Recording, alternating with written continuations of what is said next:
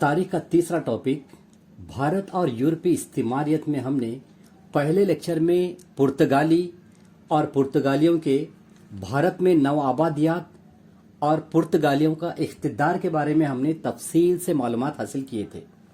तो आज इस लेक्चर में हम बरेज़म यूरोप की दूसरी कौम जो अंग्रेज, जिसको बरतानवी कहा जाता है, इसके बारे में हम थोड़ी सी मालूमात हासिल करेंगे कि अंग्रेज़ों ने हमारे मुल्क भारत में किस अंदाज से अपना इख्तिदार कायम किए, उनका क्या मकसद था और उन्होंने कैसे नव आबादियात कायम किए और यहाँ के हालात का किस तरह से उन्होंने अपना फ़ायदा उठाए।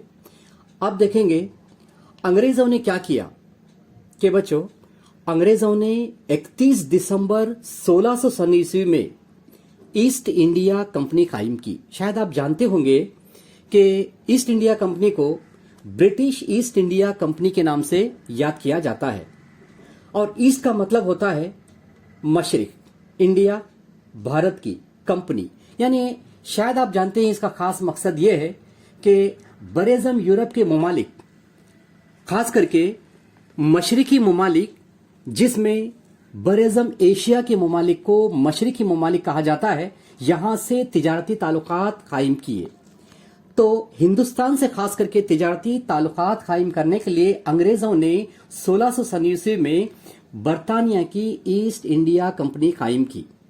लेकिन इंग्लैंड की मलिका एलिजाबेथ अव्वल, जिसने उस कंपनी को मशरिकी ममालिक से तिजारत की इजाजत दे दी।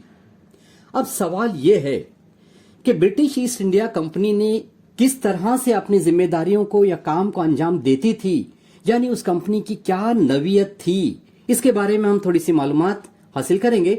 जैसे बरतानवी अशिया से लदे जहाजों को मशरिकी ममालिक रवाना करना, उन अशिया को मशरिकी ममालिक के बाजारों में फरोख्त करना, हासिल किए हुए पैसे और साथ भेजी गई रकम से खुसूसी तौर पर गरम मसाले खरीदना, मसालों को इंग्लैंड ले जाकर फरोख्त करना और नफा कमाना ईस्ट इंडिया कंपनी के इब्तिदाई काम की नवीयत थी।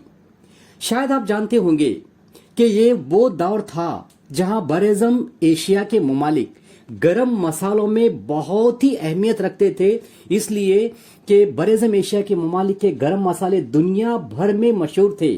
खास करके हिंदुस्तान में कई तरह के गरम मसाले उस वक्त दस्तयाब थे, इसलिए ईस्ट इंडिया कंपनी का मकसद भी ये बन गया कि हिंदुस्तान से गरम मसालों को खरीदना और अपने ममालिक में जाकर ज्यादा दाम में फरोख्त करना। यही एक ईस्ट इंडिया कंपनी का खास मकसद और उसके काम की नवीयत भी थी। साल की मखसूस मुद्दत और महीने में उस वक्त के बहरी जहाज अपनी आमद और रवानगी के टाइम टेबल बनाते थे। क्योंकि हालात कभी कभी साजगार नहीं होते थे, इसलिए हालात का जायजा लेते हुए ये बहरी जहाज जो हमारे मुल्क में आते थे और फिर हालात के तहत ही अपने मुल्क में रवाना होते थे, इसलिए टाइम टेबल का बनाना बहुत जरूरी था। तो वो इस तरह के टाइम टेबल बनाते थे और बहरी सफर भी करते थे। यही वजह थी कि अशिया खरीदना और उन्हें फरोख्त करना ये बड़ा मुश्किल और पेचीदा काम था। उन हालात में बरतानिया को मशरिकी ममालिक या भारत में गोदाम, जिन्हें हम फैक्ट्रियां कहेंगे, है ना, जहां जो स्टॉक, जो चीजों को किया जाता है, भारत में गोदाम तामीर करने की जरूरत पेश आई, जहां वो कम कीमत पर खरीदी हुई अशिया का जखीरा कर सकते थे। उस किस्म के जखीरा गाह को फैक्ट्री और वहां पर काम करने वाले मुलाजमीन को फैक्टर्स कहा जाता था। आमतौर पर फैक्ट्री का मतलब होता है गोदाम, जहां माल को स्टॉक किया जाता है। 1623 ईस्वी में बरतानी हुकूमत ने शहरी और फौजी कानून के जरिए कंपनी को ये इख्तियार दे दिया कि वो अपने अमले यानी अपने मुलाजमीन की गलतियों के लिए सजाई कार्रवाई कर सकती है। कंपनी को मशरिकी ममालिक से तिजारत के हुकूक भी दिए गए।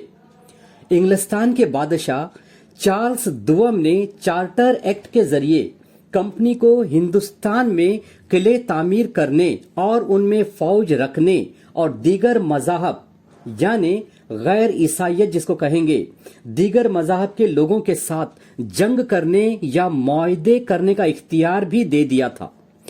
17वीं सदी ईस्वी में निस्फ यानी 17वीं सदी ईस्वी के निस्फ अव्वल में कंपनी ने भारत में सूरत और मद्रास मराकज से अपने तमाम तिजारती सरगर्मियां अंजाम देती थी। यानी यूं समझ लीजिए कि सूरत और मद्रास अंग्रेजों के नौ आबादियात के मेन हेडक्वार्टर्स थे, जहां से वो अपनी जिम्मेदारियों और अपने तमाम इंतजामी कार्रवाइयों को बखूबी अंजाम देते थे। वहीं पर मशरिकी साहिली इलाके जैसे उड़ीसा, बंगाल वगैरह भी बरतानवी नौ आबादियात में शामिल थे। कंपनी के दीगर इलाके और फैक्ट्रियां मसलन महाराष्ट्र का राजापुर, बहरे अहमर में मौजूद यमन का बंदरगाही शहर जिसको मोखा कहा जाता है, और फिर खलीज फारस में मौजूद बसरा जिसको बसरा सिटी कहा जाता है, बसरा वगैरह बरतानवी जखीरा गाहें सूरत के मरकज से ही कंट्रोल किए जाते थे। सूरत की जखीरा गाहों में एक अकाउंटेंट जो हिसाब संभालने के लिए अकाउंटेंट, जखीरा गाहों का सरबराह, एक खजांची, चंद मुहाफिज और कारकुन यानी क्लर्क जिसको कहेंगे कारकुन हुआ करते थे।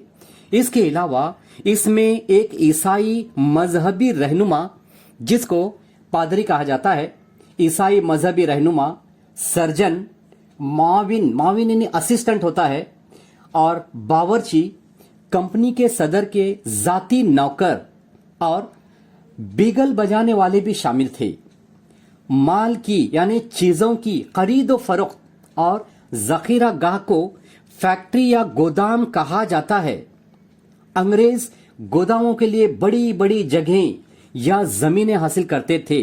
उनमें माल रखने के लिए जखीरा गाह, रिहायशी इमारतें और दफातिर यानी ऑफिसेस कहेंगे दफातिर के लिए भी जगह होती थी।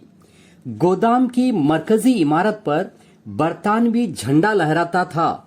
कंपनी के अमले को जो गिजा फराहम की जाती थी उसमें दाल, गोश्त, खिचड़ी, रोटी, अचार वगैरह शामिल थे। कंपनी ने सूरत, कारवार, मछलीपट्टनम, चेन्नई यानी मद्रास को कहा जाता है, चेन्नई और मुंबई में अपने मुलाजमीन की तफरी के लिए यानी एंटरटेनमेंट के लिए खूबसूरत बागात बनवाए थे। कंपनी की जानिब से मुलाजमीन को जाती कारोबार करने की इजाजत भी हासिल थी, यानी उनको कुछ इख्तियार दिया गया था कि वो अपने तौर पर अपनी तिजारत कर सकते थे यानी कारोबार कर सकते थे। कंपनी ने अपनी हिफाजत के लिए किलों की तामीर की पॉलिसी इख्तियार की। चेन्नई यानी मद्रास में कंपनी ने अपनी फैक्ट्री और किले तामीर किए। उस किले का नाम फोर्ट सेंट जॉर्ज रखा गया। उन्होंने चेन्नई यानी मद्रास में एक टकसाल भी कायम किया। शायद आप जानते होंगे टकसाल यानी क्या है। टकसाल एक ऐसी जगह होती है जहां पर सिक्के बनाए जाते हैं। सिक्के बनाने की उस जगह को टकसाल कहा जाता है। तो चेन्नई यानी मद्रास में एक टकसाल भी कायम किया गया। अंग्रेजों ने उस टकसाल में सोने, चांदी और मखलूत धातुओं यानी मिली जुली धातुओं के और तांबे के सिक्के जारी किए। 1661 यानी 1661 ईस्वी में इंग्लैंड के बादशाह चार्ल्स दोम की शादी पुर्तगाल के ब्रेगेंजा की शहजादी जिसका नाम था कैथरीन से हुई। याद रखिए, चार्ल्स दोम की शादी पुर्तगाल के ब्रेगेंजा की शहजादी जिसका नाम कैथरीन था उससे तय हुई। पुर्तगाल के बादशाह जॉन चाहरम यानी जॉन फोर्थ ने अपनी बेटी की शादी में जहेज के तौर पर मुंबई के जजायर यानी मुंबई समझ लीजिए मुंबई के जजायर दे दिए। चार्ल्स दुअम ने 1662 में यानी 1662 सन ईस्वी में अब्राहम नामी शिपमैन को 500 सिपाहियों के साथ मुंबई का गवर्नर नामजद किया। इसी तरह से 1665 यानी 1665 सन ईस्वी में मुंबई मुकम्मल तौर पर अंग्रेजों के कब्जे में चला गया। मुंबई का इलाका 7 जजायर पर मुश्तमिल था, जिसमें मुंबई, माहिम, परेल, वडाला, वर्ली, साइन, जिसको शिव कहा जाता है आजकल, साइन और मजगांव शामिल थे। उन इलाकों के इंतजामी अखराजात आमदनी से ज्यादा थे। शायद आप जानते होंगे कि अगर समझ लीजिए आमदनी कम और अखराजात ज्यादा होते हैं तो फिर उससे कुछ हासिल नहीं होता है, कुछ फायदा नहीं होता है, तो इस सूरत में उन इलाकों को किसी और के सुपुर्द किया जाता है। इसी तरह से उन इलाकों के इंतजामी अखराजात आमदनी से ज्यादा थे, इसलिए चार्ल्स दुवोम ने उन इलाकों को ईस्ट इंडिया कंपनी को एक तवील मुद्दत के लिए, यानी एक लंबे अरसे के लिए, तवील मुद्दत के लिए किराए पर दे दिया। 1669 में कंपनी ने सर जॉन ऑक्सेंडन, यानी सर जॉर्ज ऑक्सेंडन, याद रखिए, सर जॉर्ज ऑक्सेंडन को सूरत का गवर्नर और मुंबई का कमांडर इन चीफ मुकर्रर कर दिया। अंग्रेजों ने मुंबई में भी एक टकसाल शुरू किया। शायद आप जानते होंगे टकसाल क्या है, ये ऐसी जगह जहां पर सिक्के बनाए जाते हैं। अंग्रेजों ने मुंबई में भी टकसाल शुरू किया, जहां पर सोने, चांदी और जस्त के सिक्के ढालने शुरू हुए। मुंबई की हिफाजत के लिए कंपनी के पास 5 से 6 बहरी जहाज और तकरीबन 300 फौजी मौजूद थे, जिनके पास बंदूकें और तलवारें हुआ करते थे। यानी उनका काम हिफाजत करना और जिम्मेदारी के तहत वहां पर निगरानी करना होता था। इस तरह से आज के हमने इस लेक्चर में हम जो तीसरा टॉपिक था तारीख का, उस तीसरे टॉपिक में अंग्रेजों के बारे में हमने तफसील से मालूमात हासिल किए कि किस तरह से मुंबई अंग्रेजों के कब्जे में आ गया और कौन सी पॉलिसी थी जिससे अंग्रेजों ने हमारे मुल्क में आसान तरीके से अपनी नवाबादियात कायम करके अपना इख्तिदार और इख्तियार हासिल किया, कायम किया। अब हम नेक्स्ट लेक्चर में इंशाअल्लाह डच और फ्रांसीसी के बारे में कुछ मालूमात हासिल करेंगे।